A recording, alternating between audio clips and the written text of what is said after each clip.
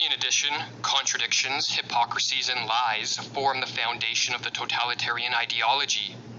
The totalitarian system presents the enslavement of the individual as his or her liberation.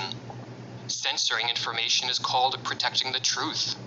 The destruction of culture or the economy is called its development.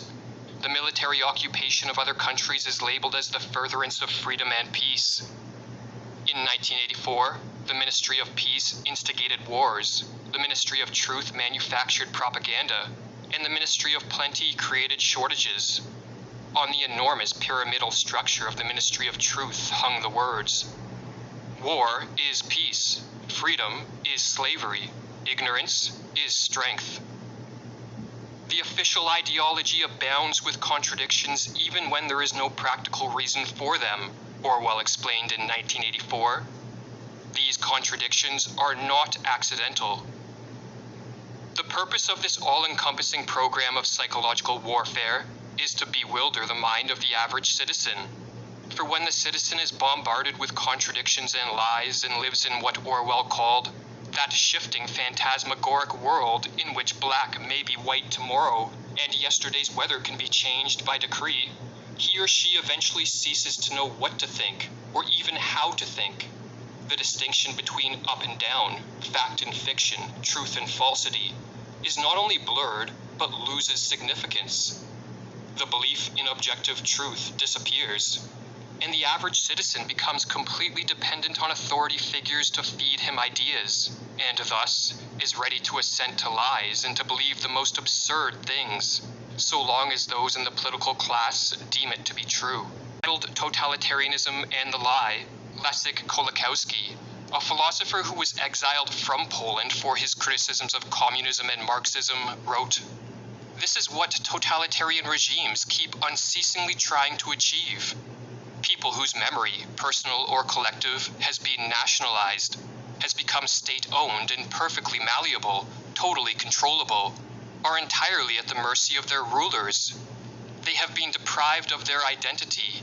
They are helpless and incapable of questioning anything they are told to believe. They will never revolt, never think, never create. They have been transformed into dead objects."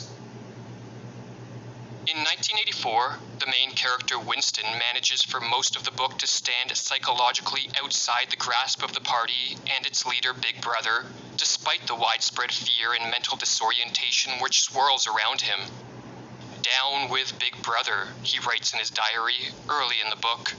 However, after being arrested by the thought police and subjected to re-education, Winston abdicates his reason and conscience and begins to accept the lies.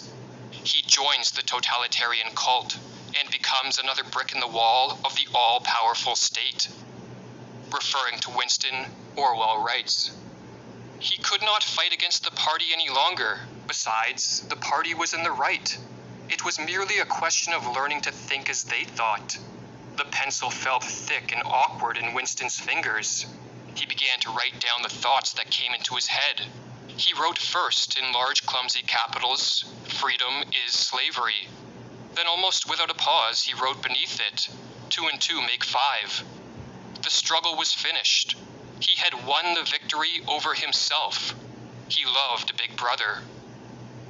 Some have taken this ending as a sign of Orwell's pessimism, as an indication that humanity is doomed to a totalitarian future. Yet Orwell's motive for writing this book was not to depress nor promote a fatalistic apathy, but to warn and rouse to action as many people as possible. For Orwell understood as well as anyone that in the battle between totalitarianism and freedom, no one can afford to stand aside. The fate of each and every one of us hangs in the balance. Don't let it happen. It depends on you.